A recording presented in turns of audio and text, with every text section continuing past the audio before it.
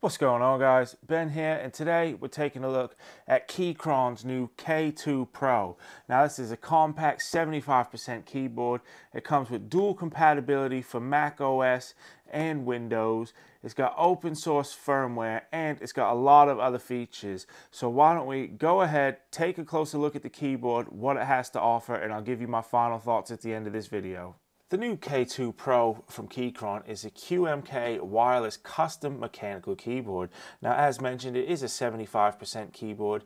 It comes in both black and white variants, and you can also get it fully assembled, or if you've already got your own switches and keycaps, you can get it in a bare bones kit. Now, you can also use it both wired and wireless. When using it in wireless mode, it has a 4000 mAh battery that is said to last up to 4 weeks with the backlights turned off. Of course, turning the backlighting on will severely reduce the length that you can in between charges, but you should still be able to get quite a few days out of it. It has sound absorbing foam and a multi-layer design to it, so not only is it of high quality, but hopefully it shouldn't be that noisy as well. Hopefully the sound dampening foam will go ahead and absorb some of the noise from the switches and whatnot and make it so you have an overall more enjoyable experience.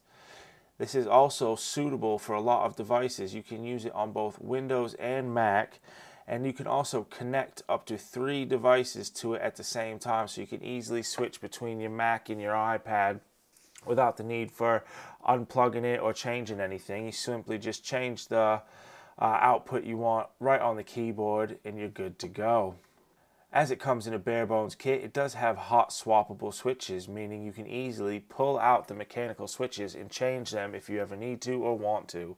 This will save you a lot of time on repairs, as sometimes mechanical switches can fail after a little while, so it's nice to be able to easily replace them. If you get the fully assembled version, it comes with pre-lubed Keychron K Pro switches. Now you can get these in red, blue, or brown, depending on what you prefer, and it's nice to see a little bit of variation, giving something for everybody. As with most Keychron keyboards these days, it comes with a few accessories in the box. We've got our key switch and keycap puller, making lives just a bit easier if you need to change your switches or caps for any reason. There are an additional 5 keycaps in this bag. By default, it comes with the Mac key switches on it. But if you want to use it with Windows, the keycaps are in the bag to get rid of the command key and change it to control and that type of thing, which is nice to see. Keychron always seem to include a nice little screwdriver and an Allen key, so you can actually open up the keyboard should you need to. And of course, last but not least, we have our USB-A to USB-C charging and connector cable. Of course, you'll want to use that to charge it, and use it, obviously you want to use the wired connection on your Windows-based PC or your Mac. Either way, it'll work just fine. Now, one of the things I love about the Keychron keyboards, and especially the K2, is the weight of them. You don't really realize it. Like, you pick the box up and you're like, yeah, it's got a nice weight to it. But for some reason, when you actually take the keyboard itself out of the box, it's like, oh, all that weight is just the keyboard. There's nothing else in. I mean, there's a few accessories and foam and stuff in the box to keep it protected, but there's not a lot there, and you really can feel the weight of this keyboard. Like, it is quite heavy. They are heavier than most keyboards you'll find out there. As mentioned, this is the 75% layout. Now, as you can see, everything is all nicely fit on here. All the keys are pretty much spaced the same. We still have our arrow keys, our page up, page down. We've got a light key up here, delete key. And of course, as always, we've got our function key here, which will give some of the keys extra functions. Like, for instance, as we mentioned, you can connect it up to 3 different devices at once. So you simply just hit the function key, hold that down, and then hit 1, 2, or 3 to change the Bluetooth setting to different devices. Now, like I said, you can obviously use Bluetooth to connect it to your PC, your Mac, your iPad, or what have you, whatever you need to, really. And it's nice to be able to switch between those devices with ease without having to unplug wires or do anything. You literally just hit a couple buttons on the keyboard.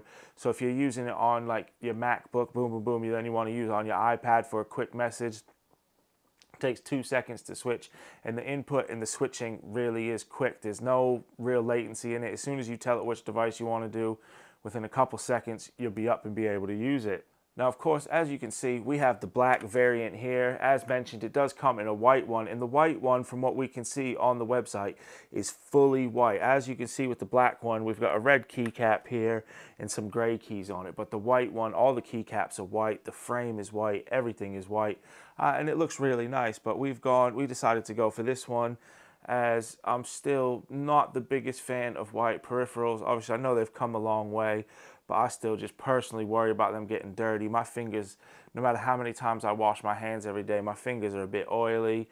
Obviously, eating, dealing with kids and stuff, so I just prefer to have a little bit of darker colors on my peripherals. I've been using it for a little over a week now, and I'm quite impressed with it. It gives you the full Keychron experience that you would expect. Again, like I said, it is a bit heavier. The keycaps aren't quite... It takes a little bit to get used to typing on a Keychron. I don't know what it is, but the keycaps, they're just designed a little bit differently than your normal keyboards from like Ducky and Corsair and all that. It's not an issue at all, but it's just one of them things. It might take a couple hours to get used to, but once you get used to it, you'll be typing fluently again in no time. Now, I've got the version with the red linear switches because that's my preference. That's what I use. I do a mix of gaming and office work. I mean, I type thousands of words a day between all my articles, emails, this, and then I still like to try to play games for an hour or two a day as well. I know it sounds a lot, but that's what I like to do, and this has not let me down. It's made life so much easier. The compact design as well when gaming is amazing. Obviously for work, I need my numpad, but when I'm gaming, it's nice to have something of this size. So that 75% layout really is nice, but it's still, like I said, it still gives you the arrow keys, so that is amazing to see. I'm gonna go ahead and give this a recommended award because while I do love it, and for the price, it's around $100, so it's not overly expensive. It is great value for money. It's a good keyboard. It doesn't have that brilliant wow factor for me. I know it's QMK, VIA compatible. It's got most of the features and functions you could want. But for me, it hasn't stepped up to the next level. It's a good solid keyboard. I mean, I would use this thing for years with no issue. There's no problems with it. It's just, for me personally, it's just missing something to make it that must-have.